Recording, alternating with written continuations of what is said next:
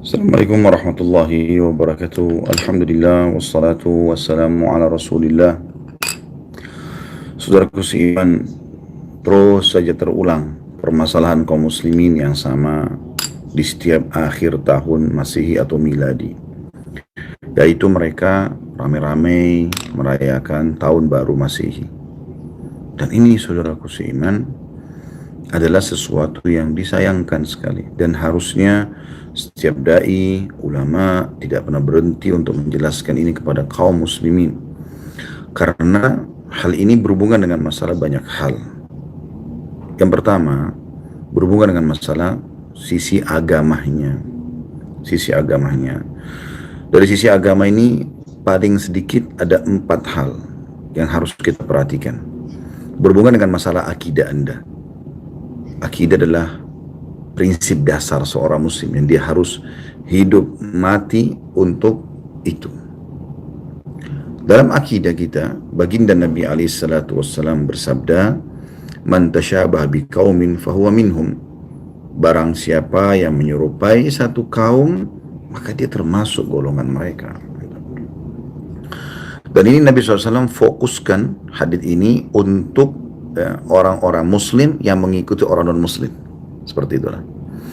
Apakah Anda berpikir di zaman Nabi SAW orang-orang Nasrani tidak merayakan tahun baru?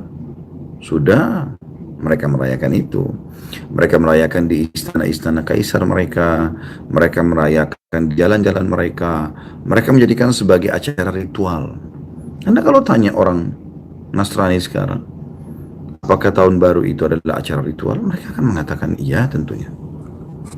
Mereka akan mengatakan iya, itu adalah ritual, gitu kan.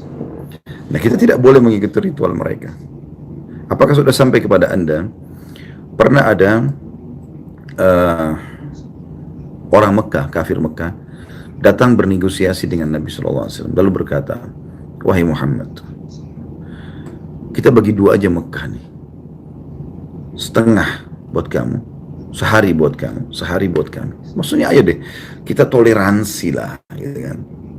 Kamu ikut ibadah kami sehari, semua yang kami lakukan, kamu ucapkan selamat buat kami, kamu ikut-ikutan, pokoknya ayo kita saling dukung, dan kami pun mengikuti ritual kamu sehari. Apa jawaban Nabi SAW? Oke, karena kita bahas toleransi? Enggak.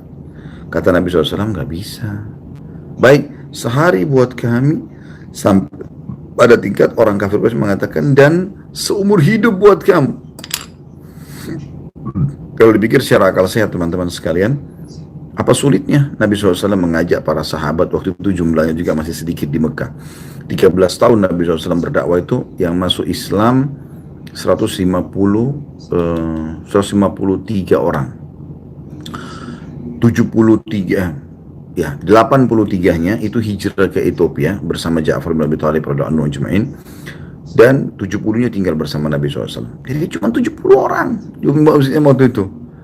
Ruginya apa ngikutin? Toh akhirnya bisa didukung oleh orang-orang kafir Quraisy, karena mereka pada saat itu bukan lagi minta Nabi SAW meninggalkan agamanya, tapi ya udah deh kita toleransi yuk. Nabi SAW mengatakan tidak boleh.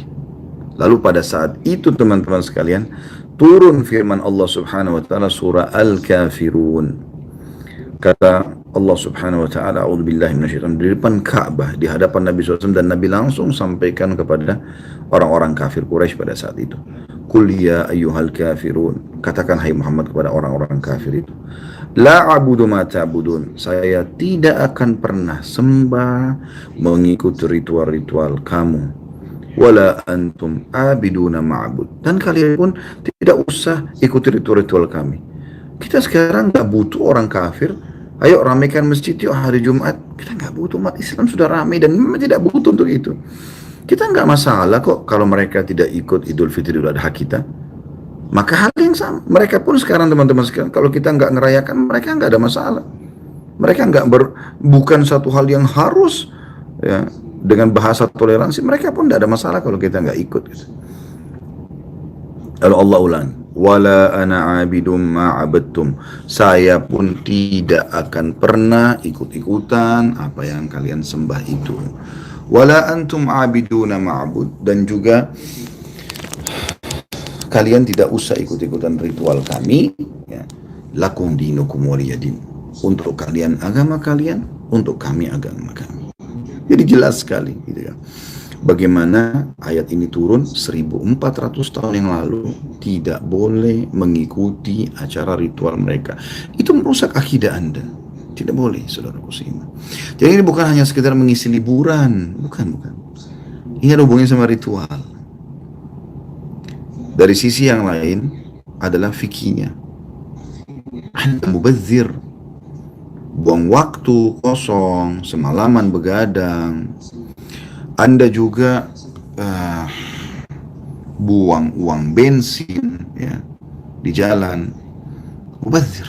Dan Allah Subhanahu wa taala membahasakan dalam Al-Qur'an, a'udzubillahi minasyaitonir innal mubadzirina kanu ikhwana syayatin wa kana syaitanu rabbi kafura.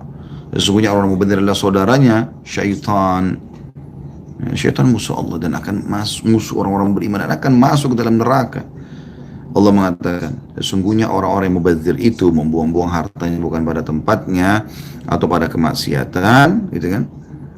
Maka saudara syaitan, dan syaitan kufur kepada Tuhannya.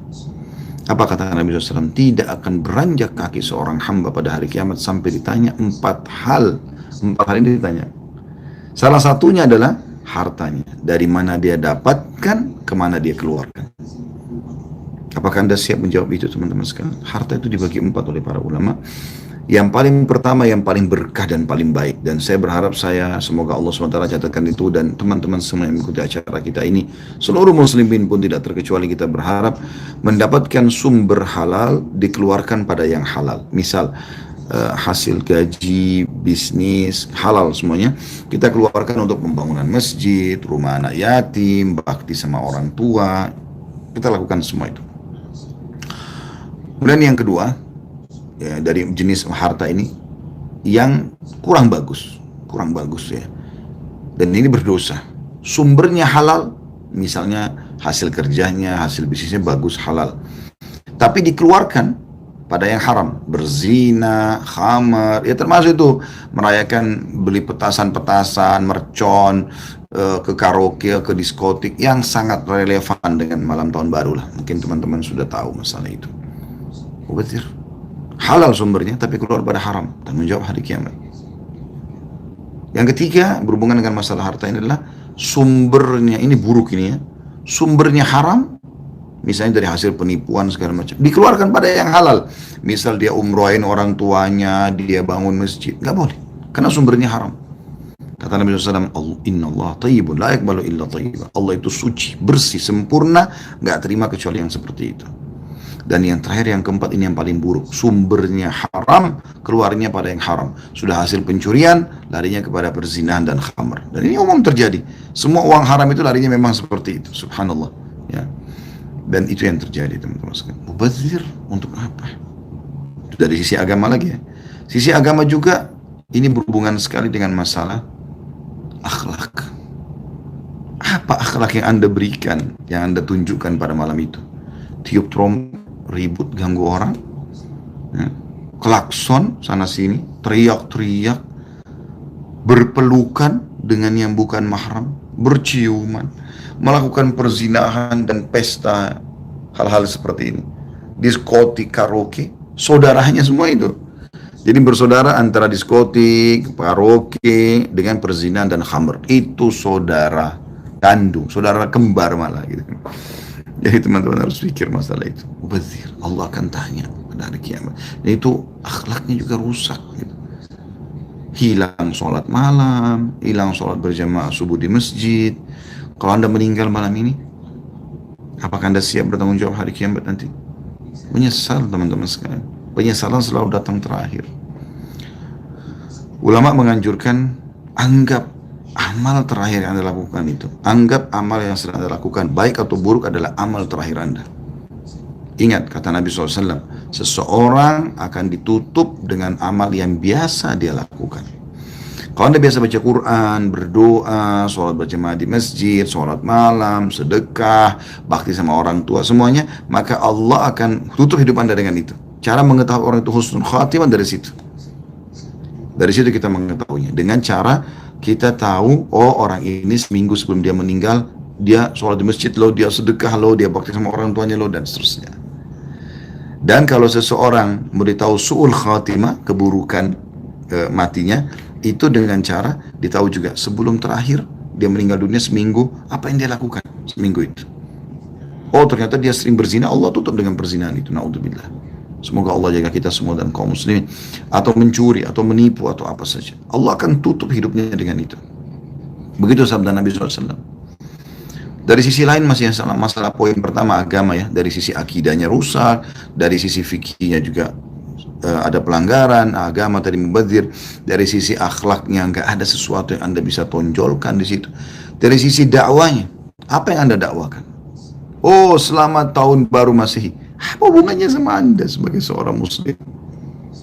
Saya ulangi lagi. Di zaman Nabi SAW itu ada perayaan ini. Ada perayaan Natal, ada perayaan tahun baru. Pertanyaannya apakah Nabi lakukan? Padahal waktu itu kaum muslimin masih sangat sedikit. Mereka harusnya lebih mengumandangkan toleransi di poin itu kalau dianggap itu toleransi ya, daripada zaman kita sekarang. Sekarang kita paling banyak di dunia kaum muslimin. Untuk apa gitu? Untuk apa saudara muslimin? Dari sisi sosial, apa yang Anda berikan di sisi sosial? Ribut, trompet sana sini, macet jalanan, perkelahian terjadi. Oh banyak hal. Dan dari sisi ekonomi juga, kenapa Anda tidak menggunakan harta Anda pada hal yang lebih bermanfaat? Gitu kan? Kan bisa dipakai untuk yang lebih bermanfaat. Misal, mau bensin mobil itu dipakai untuk ngajak teman-teman sama-sama sholat subuh berjamaah di mana yuk gitu. Ada juga poin yang saya ingin titik beratkan. Ini pendapat saya pribadi tentunya, tanpa mengurangi penghormatan kepada siapapun gitu ya. Ada juga orang muslimin yang sibuk merayakan tahun baru ini dengan acara ritual mereka. Itu ritual kita maksudnya orang Islam, dengan pengajian, tablik akbar, zikir akbar atau apalah namanya. Saudaraku seiman, jangan dihubungkan dengan tahun baru Masehi. Ini acara ritual mereka. Kenapa antum tarik ibadah kita misalnya pun ke acara mereka? Untuk apa? Apakah Anda sudah kehabisan waktu? Allah sudah buat kita sehari punya 5 waktu menghadap dengannya. Azan dikumandangkan, hayya 'alas shalah, hayya 'alal falah, ayo menuju mengerjakan sholat. Ayo menuju kepada kemenangan. Satu hari 5 kali kita ritual. Alhamdulillah. Kita mau baca Quran setiap saat. Kita ada zikir pagi petang. Kita bisa bakti sama orang tua setiap saat. Hidup ataupun sudah meninggal mereka. Kita bisa berbuat baik pada fakir miskin setiap saat. Kita bisa berzikir setiap saat. Kita bisa buat tablik akbar setiap saat. Kenapa dihubungkan dengan tahun baru? Apakah Nabi SAW dan para sahabat pernah ya, oh ini karena tahun baru Masehi, ayo kita buat tablik akbar atau pengajian? Pernahkah itu? Kalau Anda mengatakan kan untuk mengisi waktu anak-anak muda muslim, bukan begitu. Jelaskan kalau itu tidak boleh. Anggap hari ini tanggal 31 Desember 2019 sama dengan hari-hari yang lain. Malamnya sama dengan malam-malam yang lain. Tidak usah diistimewakan karena Anda seorang muslim. Saya tidak bicara orang muslim, itu hak mereka tentunya. Allahu a'lam. Mudah-mudahan Allah SWT menjaga kita dari segala pelanggaran agama dan Allah memberikan kita lebih izzah dan mulia dengan agama kita ini. Begitu saja. Subhanakallahumma bihamdika asyhadu an la ilaha illa anta astaghfiruka wa atubu ilaik. Assalamualaikum warahmatullahi wabarakatuh.